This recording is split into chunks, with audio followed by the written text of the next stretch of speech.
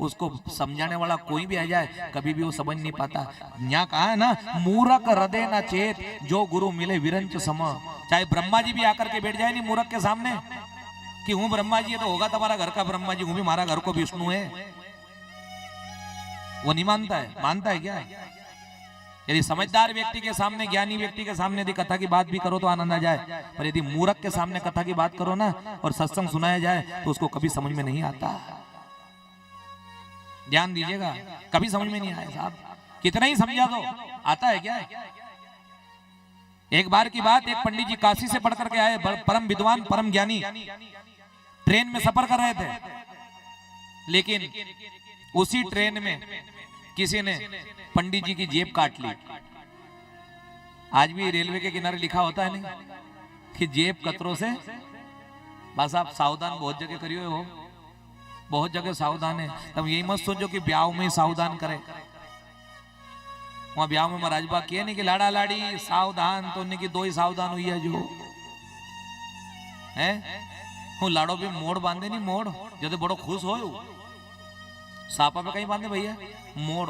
पर आपने कभी देखा होगा, नहीं देखा होगा, ये सड़क जा रही है, गाड़ी आप चलाते हो तो कभी कभी आगे जाकर के बोर्ड पे लिखा होता है सावधान आगे एक अंधा, बोलो मोड़ है। नहीं लाड़ा का माथा पे भी कहीं है मोड़ है। तो ये जो सड़क में सावधान करे नहीं, जब वहां मोड़ बांधने भी किए ब्राह्मण देवताओं, सावधान ब्याह का बात थारी जिंदगी में भी आगे एक मोड़ है। अभी तो जिंदगी तू तेरे हिसाब से जी रहा है, लेकिन आगे बोलो मन से जी नहीं सकता।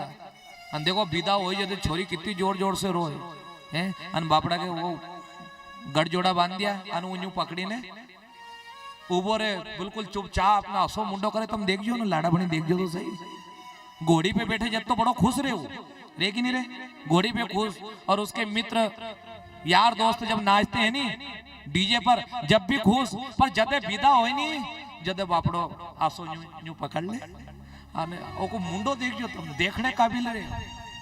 वो छोरी रोए, कदी बाप से मिले ने रोए, तो कदी भाई से मिले ने रोए, कहीं और अड़ोस पड़ोस की कदी नहीं आती हो ने रोनो नहीं आए तो भी जो बगल में रहनी वही पहले ही चालू कर दे।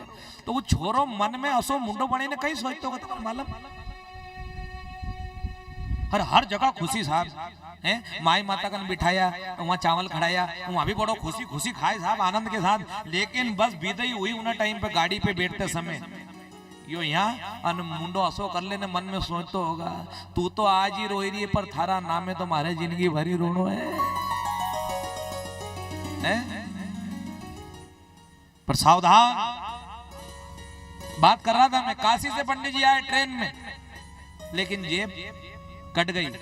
स्टेशन पर उतरे, आगे एक और रेल में बैठ करके गांव तक जाना था, ट्रेन बदलना था, लेकिन अब करे क्या, विद्वान थे बेचारे, अब बिना टिकट सफर करना ठीक नहीं है ना। पंडित ने सोचा टिकट लूं काहे से, अपने पास तो कुछ है नहीं। फिर भी उनको ध्यान आया कि अपन तो साहब विद्वान आदमी काशी से आए हैं, पास में गांव है, मान लो कदवाले बुजुर्ग जैसा हो या और भी कोई गांव होगा, कि इस गांव में अपन जाकर के कथा सुना दे लोगों को। कथा सुनाएंगे तो अपने पास चढ़ोतरी आ जाएगी, इसी के सहारे अपन अपने गांव तक पहुंच जाएंगे। अब पंडित जी जैसे ही गांव में आए तो उनको क्या पता था कि पूरा गांव मूर्खों का गांव है। यहाँ कोई भागवत को नहीं जानता, कोई भागवत को नहीं समझता, लेकिन फिर भी पंडित जी गए और जाकर के उन्होंने जो गांव का मुख्य है पटेल, पहले उनके पास जाता है सब, कोई भी हो जो गांव का मुख्य आदमी होगा उसके पास जाया जाता है नहीं। पंडित जी वहीं गए, पटेल साहब उसी समय फरसी के ऊपर बैठे थे। कहाँ? फरसी पे। पहला का लोगों ने बोला अलग तरह का था साहब, फरसी पे बैठी रिया अने दातुन करी रिया। इतने में पंडित जी पहुंच गए, पंडित जी को देखा और कहा अरे इधर कहाँ चले आ रहे हो सुबह सुबह, कोई काम नहीं है क्या? अरे पटेल साहब मैं आपसे मिलने के लिए आया हूँ। कि क्यों? मैं आपके गांव में भागवत करना चाहता हूँ। पर जैसे ही पहली बार तुमने भागवत का नाम पहली बार सुना, कहते ही पटेल साहब भड़क गए, कोई भागवत भागवत नहीं, निकल जाओ यहाँ से। काय की भागवत? कौन जानता भागवत क्या होती है भागवत? पंडित ने सोचा पटेल ने ना तो बैठने की ना पानी की पूछी, ना चाय की पूछी, इतने तो सीधे कहते निकल जाओ, काय की भागवत।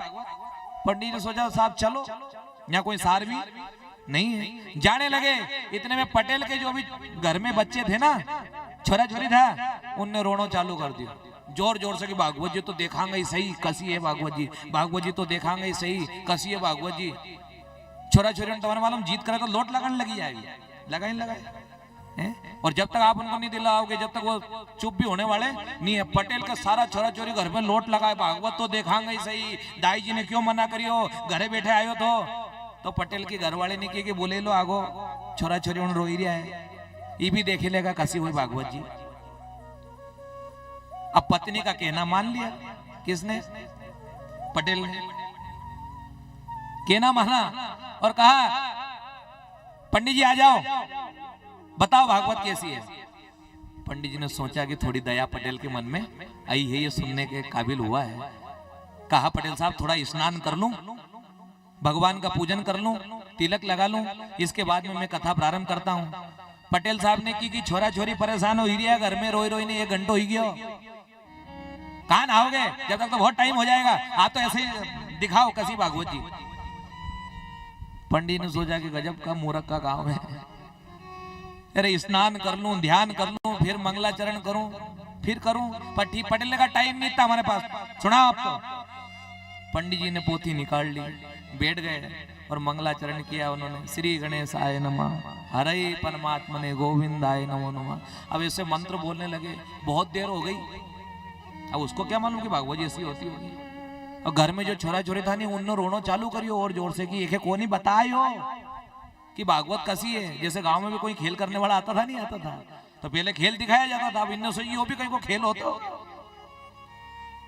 कोई खेल होता होगा, दिखाओ। छोरा छोरी रोने लग गया तो पटेल बा का दिमाग खराब हुआ, उन्हें की दिखाओ नहीं।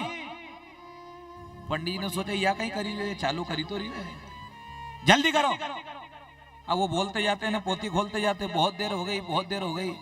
जब पटेल बा को थोड़ा क्रोध आ गया तो पटेल जी ने जोरदार तमाचा पंडित जी के गाल पर जड़ दिया। अब जो काशी से पढ़ करके विद्वान आए, उनने सोचा कि यहाँ ज्ञान काम आने वाला नहीं है, ये ना तो गणेश को जाने ना महेश को जाने, किसी को जानने वाले नहीं है। पंडित जी को आया गुस्सा और पंडित जी ने भी एक जोरदार तमाचा किसको? पटेल बा को जमा दिया। इतने में शोर शराबा हुआ तो गांव वाले लोग आ गए, पटेल बा को वार भरी गयो। अब पंडित जी को भी गुस्सा, पटेलों को भी गुस्सा।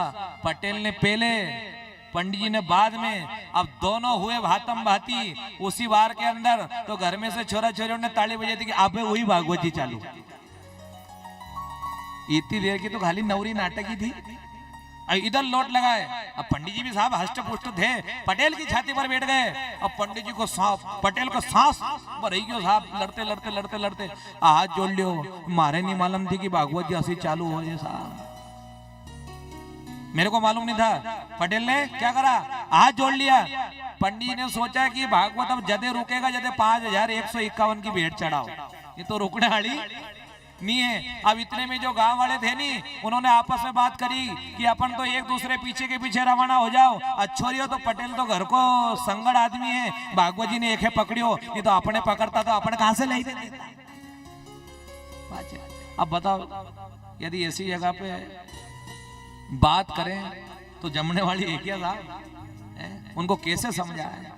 संतों ने अनेक प्रकार से जोड़ दिया, खूब समझाया, लेकिन एक भी बात समझ में नहीं आती। हर जगह पर चोट दिए साहब हमें। माता के गर्भ में, कथा पंडाल में, शमशान में जाते हैं, वहां पर बुद्धि सुधरती कि नहीं सुधरती है?